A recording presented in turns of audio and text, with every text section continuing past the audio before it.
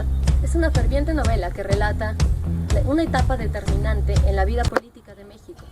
En ella se aborda un caso singular, la vida de Gustavo Díaz Ordaz, el presidente que ordenó la matanza de octubre en 1968. De antemano sabemos que pensar en dicho actor político es pensar en este sádico hecho, pero más allá de ello, Gustavo Díaz Ordaz representó los usos y costumbres del sistema político mexicano priista que imperó durante 70 años.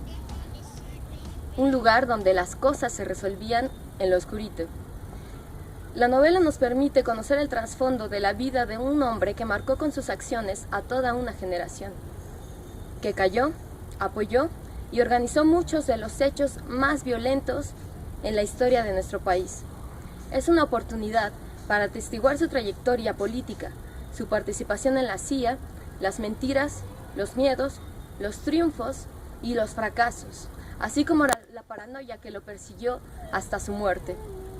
El cronista novelista Fabricio Mejía Madrid efectuó una exhaustiva investigación dotada de diversas entrevistas para relatar a detalle la vida del expresidente, en una novela que revelará sucesos imprescindibles en la reciente historia política de este país.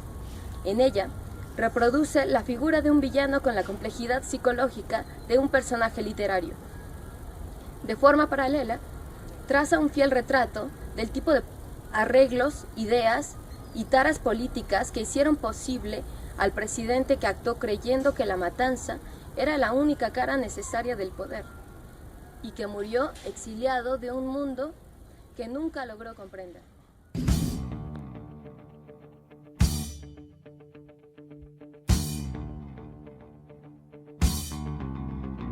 En la novela de Disparos en la Oscuridad se nos presentan dos visiones claramente definidas, donde el eje central es el año de 1968, cuando ocurrió la matanza de Tlatelolco.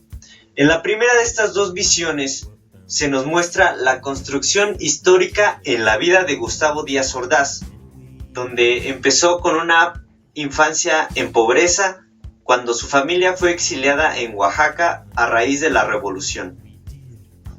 También cómo fue gestándose en él un sentimiento de desprecio sobre algunas personas, pero lo más resaltante de esta construcción histórica de su vida es el hecho de que él haya empezado a establecer relaciones con las personas que tenían más poder en aquella época, y cómo este personaje fue aprendiendo el oficio político mexicano que estaba plagado de cinismo. En la segunda visión, que es en el año de 1977, Gustavo Díaz Ordaz reaparece en la vida política de México cuando es nombrado embajador de México en España. Pero aquí hay una gran diferencia. Ya no se muestra a un Gustavo Díaz Ordaz vigoroso que representaba miedo ante la sociedad. Más bien se presenta una figura gastada, rota, enferma, delirante y sola. Se nos desmenuza en esta obra su carácter, de cómo él era una persona ampliamente dominante, pero a la vez era ampliamente solitaria. Se nos desarrolla el contexto y un enfrentamiento en sus sueños, donde esto lo llevaría a la silla presidencial.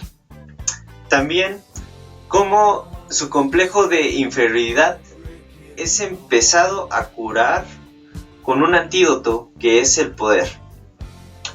En mi opinión, el saber histórico que aporta esta novela es sobre el presidencialismo, ya que el presidente, como era la figura máxima de autoridad, era prácticamente como un monarca, gracias a la estructura partidaria de ese entonces que no había perdido la hegemonía.